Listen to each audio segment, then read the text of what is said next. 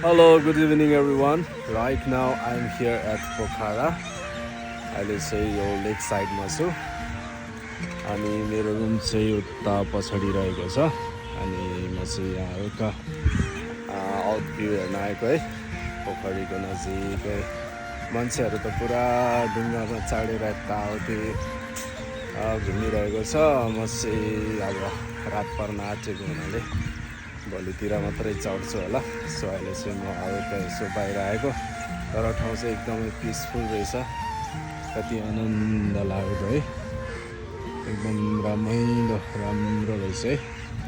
अनि पोखरामा को साथीहरू आउनु भएको छ पहिला कमेन्ट गर्नु होला यो चाहिँ मेरो फर्स्ट टाइम हो म चाहिँ आज मात्रै आएको यहाँ है